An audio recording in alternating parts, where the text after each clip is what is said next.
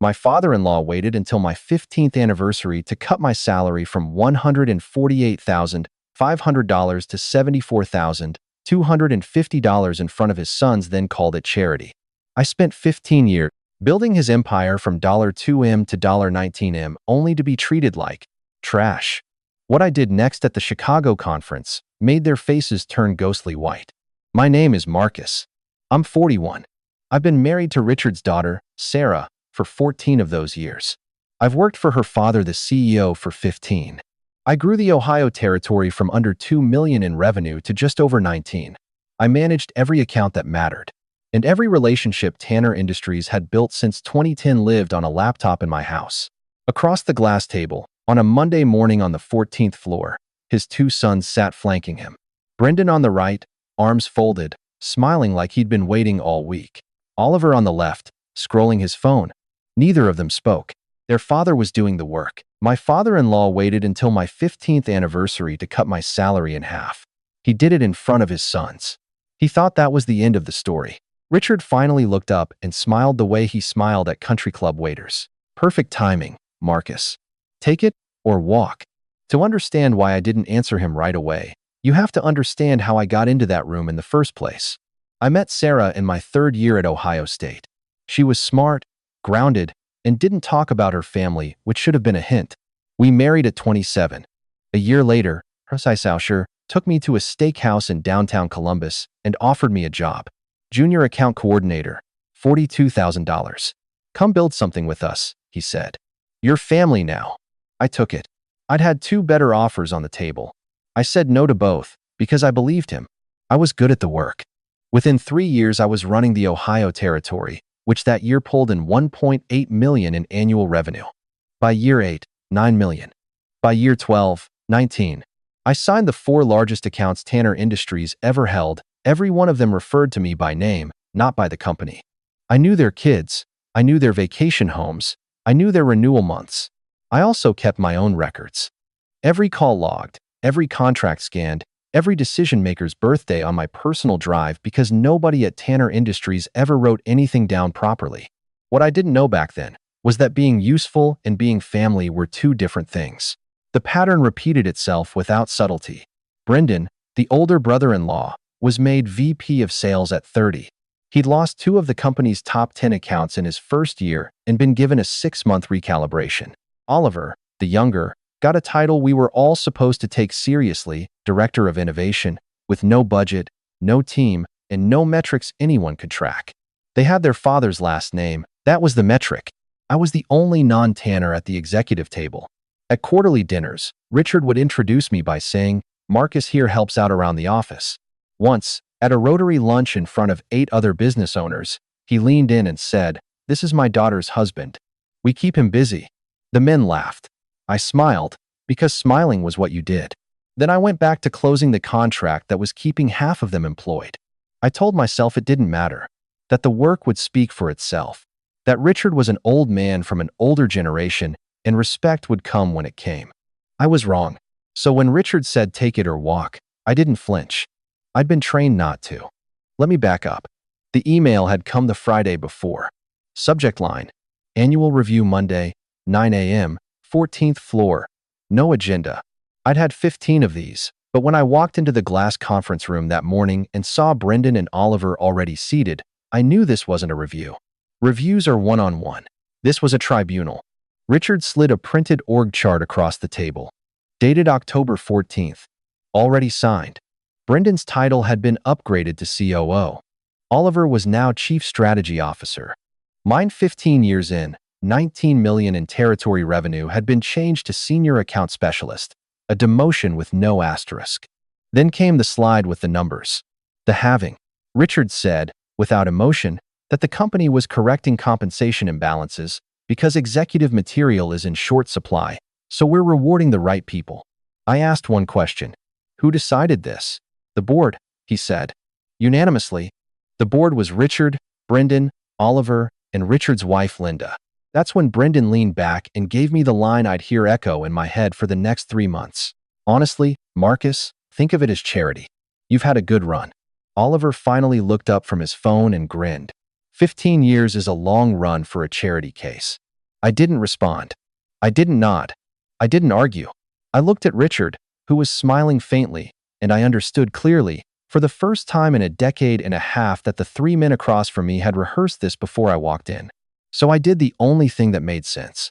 I picked up the printed org chart, folded it once, and slid it into my portfolio. I wrote the date on the back. October 14th, 9:17 a.m. Can I get a copy of the compensation slide too? I asked. For my records.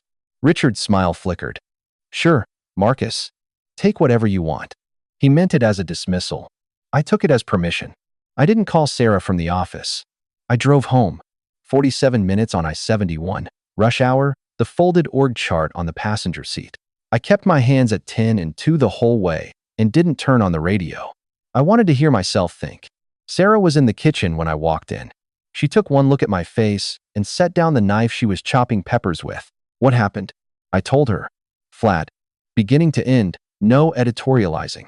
The new org chart. The halved salary. Brendan's line. Oliver's grin. Richard saying the board had voted unanimously when the board was just her family. She didn't cry. She didn't hug me. She did something worse. She tilted her head and said, "Are you sure you didn't misread the tone? Dad can be dry."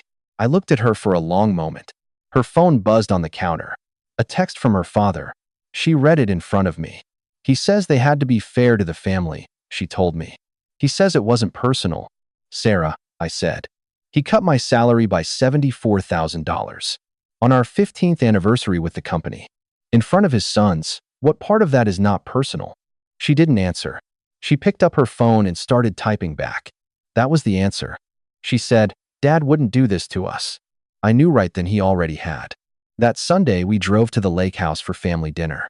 Richard's place sits on 4 acres outside of town, a converted farmhouse with a long oak table that seats 14.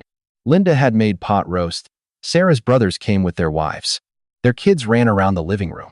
Everyone acted like it was a normal Sunday, until Brendan raised his glass. To the new leadership team, he said. To a stronger Tanner Industries. People toasted. I didn't. Sarah glanced at me, then raised her glass halfway, not committing. Oliver, 2 seats down, grinned at me across the table. Marcus, you're still running the show from the sidelines, right? Gotta keep the engine room happy.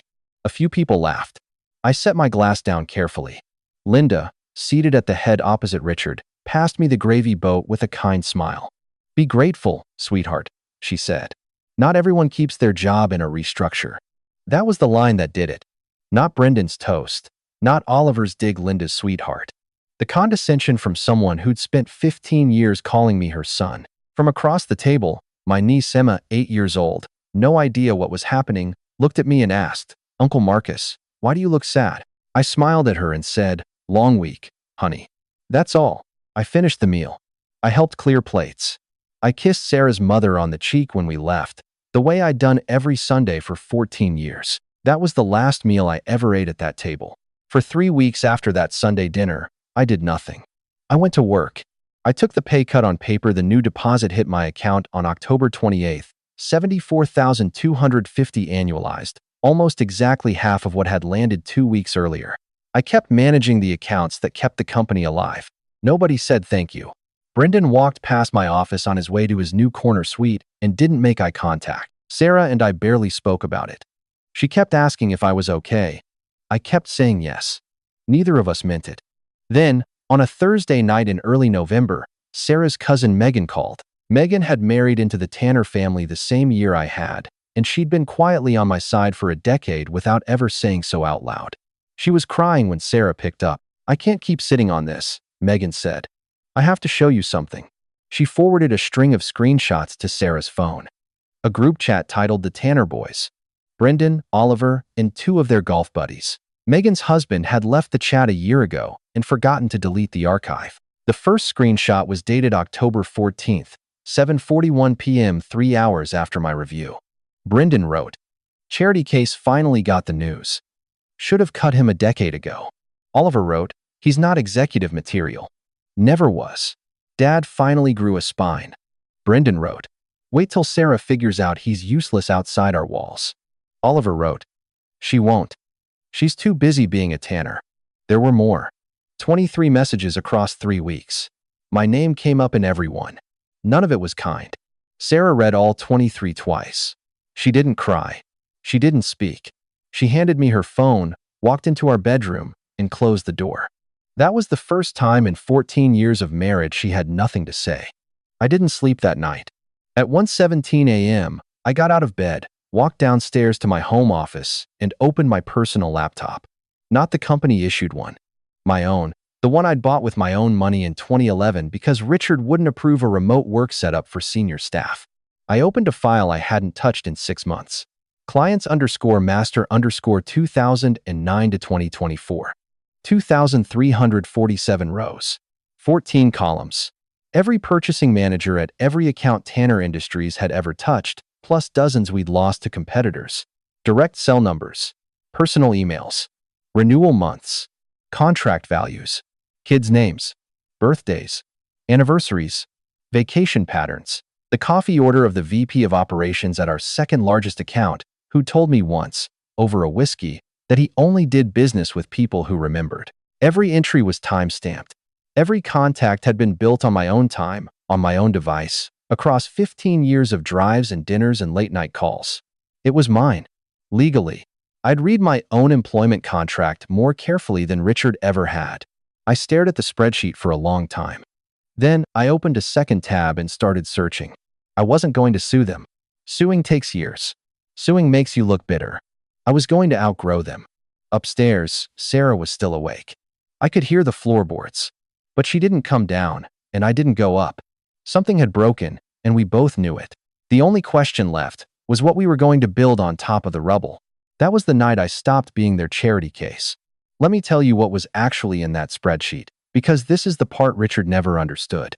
Tanner Industries didn't have a real CRM. Richard was from the generation that still believed in handshakes and steakhouses, and the company's software was a Frankenstein of 3 platforms that didn't talk to each other. So 15 years ago, during my second month, I started keeping my own records. I had to. Without them, I couldn't do the job. 2,347 rows.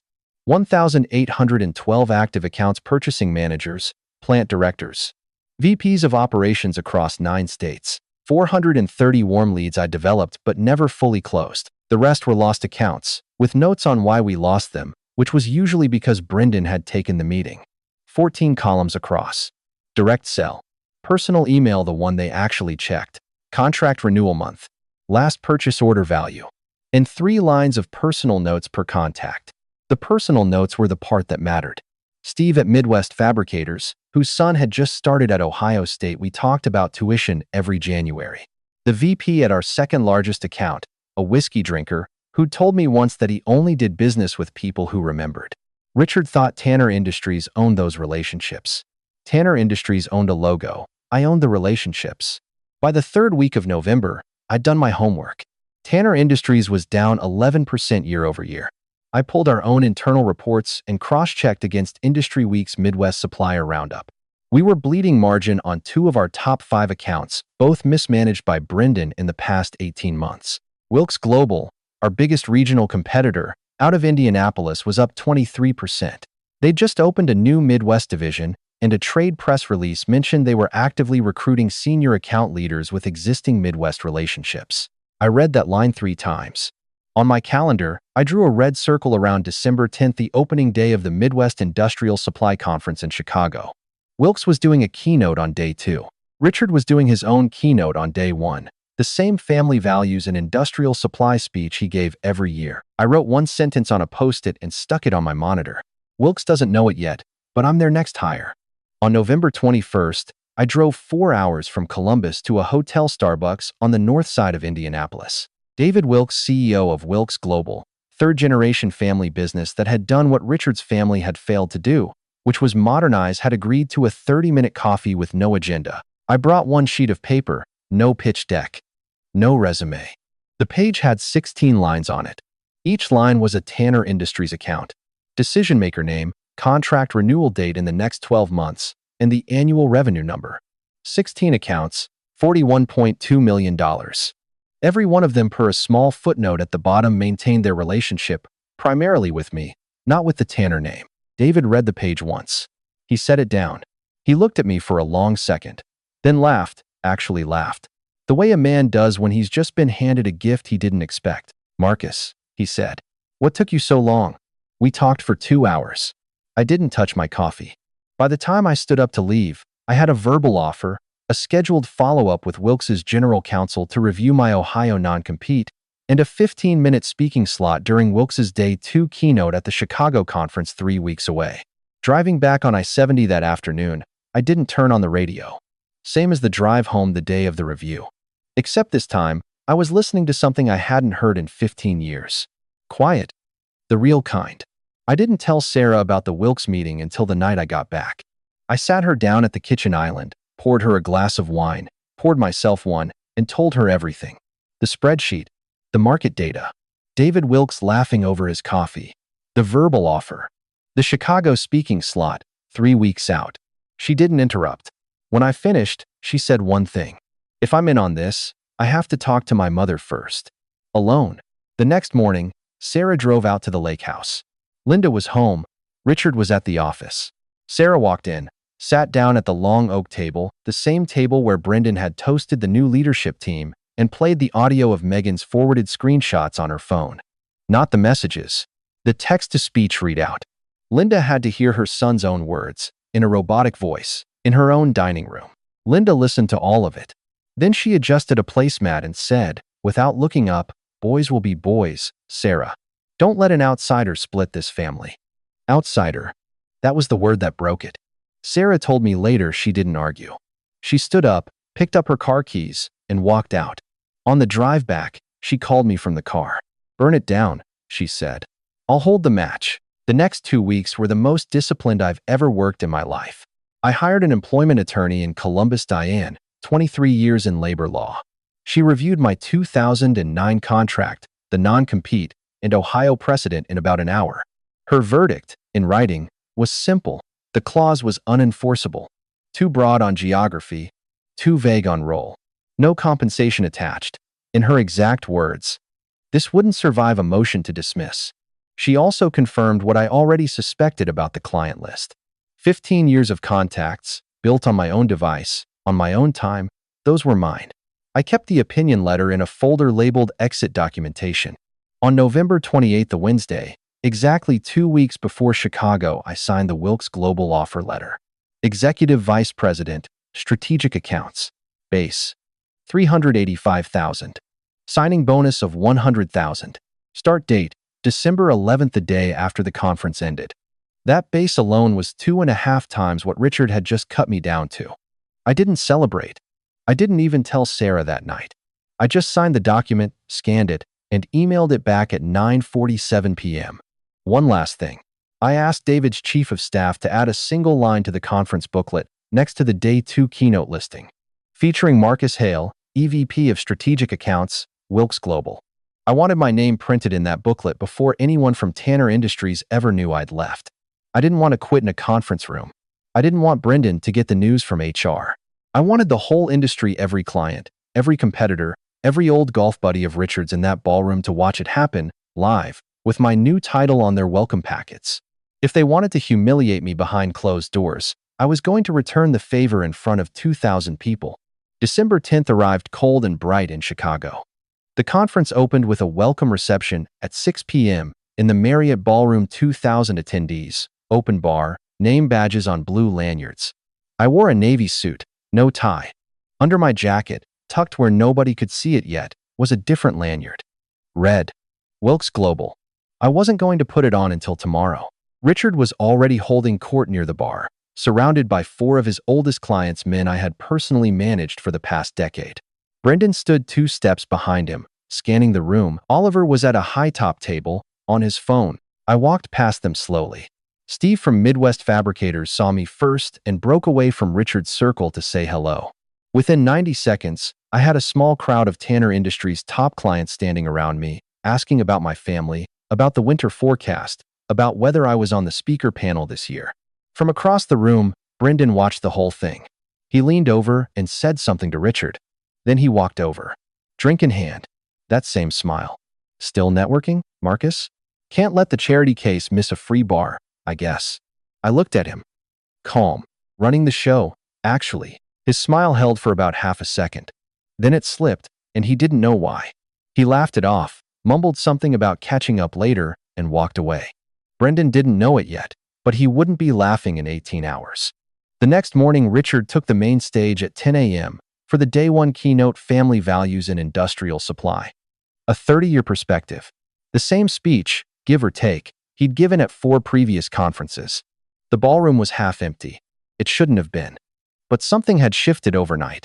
Wilks Global had sent a private email that morning to 87 senior industry attendees, teasing a major Midwest announcement at the 2 p.m. Day 2 session.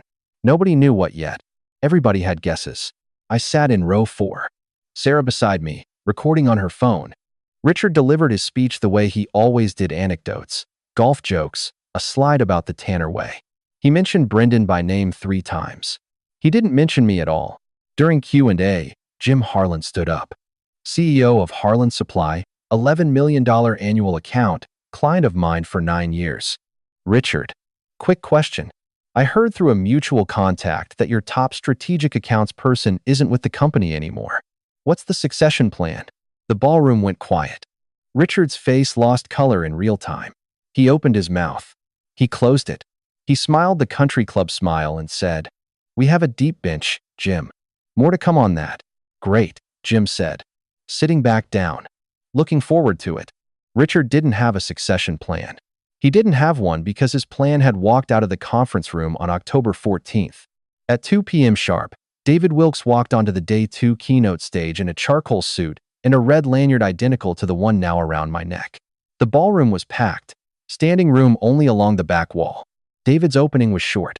He announced the formal launch of Wilks Global's Midwest Strategic Accounts Division, a regional expansion built, in his exact words, around 15 years of Midwest relationships that don't transfer with a company logo. They transfer with the person who built them. Then he brought me out. I walked to the mic, adjusted it once. Richard in the 4th row, Brendan in the back, arms crossed. Sarah up front with her phone on a tripod. I kept it short. Good afternoon. My name is Marcus Hale. As of this morning, I'm the Executive Vice President of Strategic Accounts for Wilks Global. A small ripple through the room. I spent the last 15 years building Midwest relationships at another company. Some of the people who trusted me during those 15 years are in this room today. Steve, Jim, Dan, David, Maria. I want to thank each of you for your confidence. I paused. As of 9 o'clock this morning, 9 of those accounts representing $27.6 million in annual revenue have signed letters of intent to partner with Wilks Global going forward. That's not a pitch. That's a fact. The ripple became a wave. For 15 years I was told, by people who didn't do the work, that I wasn't executive material. I just signed 30 years of revenue in 90 seconds. I paused. You can decide who was right. I stepped back from the mic. The ballroom sat silent for 3 full seconds. Then the back half erupted applause, people standing, phones up. Brendan stood up and walked out. Richard stayed seated. He didn't clap. He didn't stand. He just stared at the stage with the expression of a man who'd finally, at the worst possible moment, done the math. I stepped off that stage lighter than I'd been in 15 years. The story after Chicago wrote itself. By the end of Q1, Tanner Industries had lost $41.2 million in annual revenue, the exact number from the page I'd slid across the table in Indianapolis 4 months earlier. The bank called their line of credit in February. Brendan was quietly removed from the COO role and given a title without metrics, the way Oliver had been. On February 3rd, at 7:12 p.m., my phone rang. I let it go to voicemail. I listened to it once, sitting in my car in my own driveway, engine off. "Marcus," Richard said. His voice was thinner than I'd ever heard it. "I think we made some mistakes, son. Let's talk. Whenever you're ready." So, in 15 years of holidays and weddings and funerals, he had never called me that. Not once. He only meant it the day his bank called. I saved the voicemail. I didn't call back. Sarah and I hosted Easter dinner at our house that spring. Megan came with her kids. 2 old colleagues from Tanner Industries, good people, still employed there, came too. Richard and Linda were not invited. Neither were Brendan or Oliver. I carved the roast at the head of a long oak table I'd bought myself in January. Sarah poured wine, looked around the room, and said simply, "This is our table now." Everybody toasted. I thought about the glass conference room on the 14th floor and the October morning when a man I'd called family for 15 years had looked up from his laptop and told me, "Perfect timing, Marcus. Take it or walk." He had been right about one thing. The timing had been perfect, just not for him.